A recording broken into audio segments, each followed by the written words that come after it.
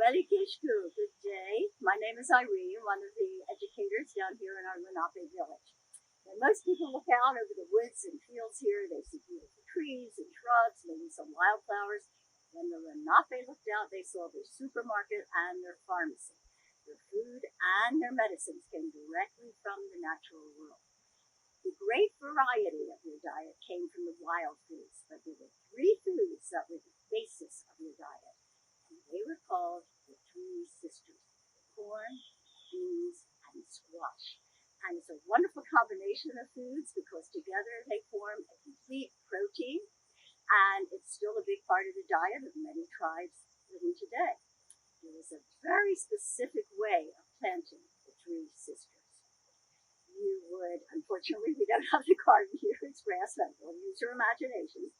You would hoe up a mound of soil. You do not plant in straight lines, straight rows, the way the Europeans did. So you'd have a mound of soil, and in the very top center of the mound, you would plant corn. At the foot of the corn would go the beans, and in between the mounds of corn and beans, you would have the squash. Why did you plant it this way?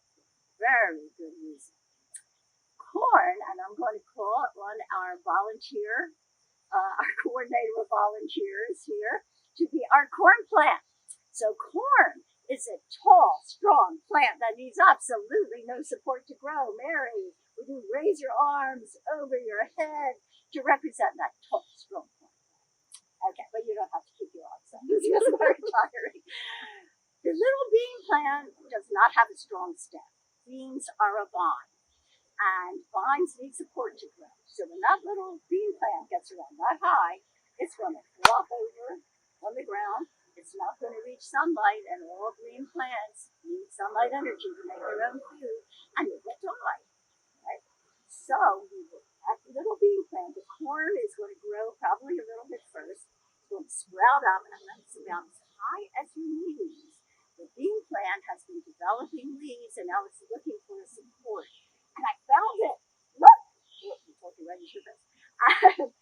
bean plant, as the corn grows, the bean plant is going to climb around and around and around the corn plant, and they will grow together. Thank you for Juanishi.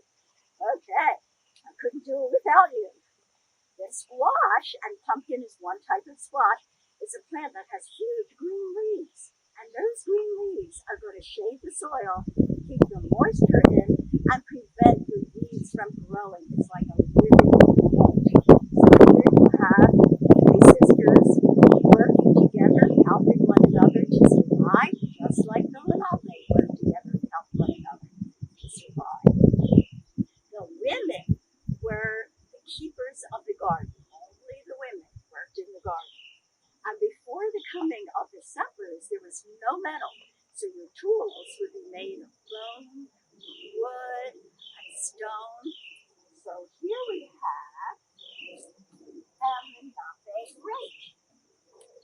And as you can see, it's made from a deer antler tied with deer cordage. Cordage is a tying material, in this case it's deer skin, to the wooden handle. You might also use the tendon of the deer, which is the toughest tying material. We call it sinew. And it makes a wonderful rake. I wish I could show you. Raking up the grass here. As good as our modern day rake. Then you have a hose. A really impressive one. Now, I have to tell you, we have worked with these tools in the garden, and they're every bit as good as our modern day garden tools. This is made from the shoulder blade of an elk. An elk is a huge member of the deer family. Now, I should say, when the hunters killed an animal for its meat, in this case for its skins, like the deer, I am wearing deer skins, okay?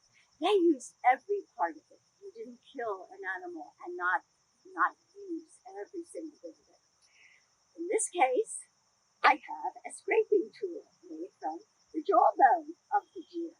Now, the corn you had back then was not like our sweet corn that you nibble off the cob. You would use it for cooking.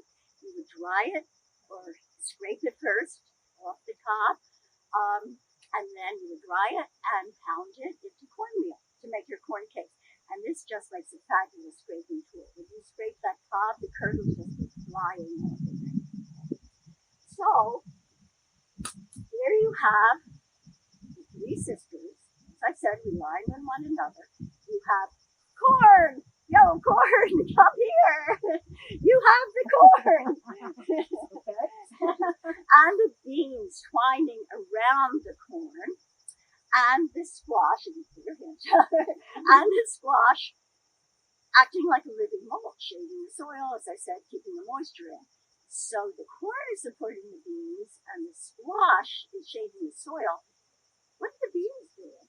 I know I'm twining around you to use your support. They're doing a really critical job. They are actually adding nitrogen to the soil, a wonderful fertilizer. So the beans are helping all the plants. And the sheep, of course. So if you have a garden and you want to try experimenting with the traditional way of planting corn, beans, and squash, get yourself a mound, plant the seeds, and hopefully they will grow. You'll have a few wonderful meals out of it.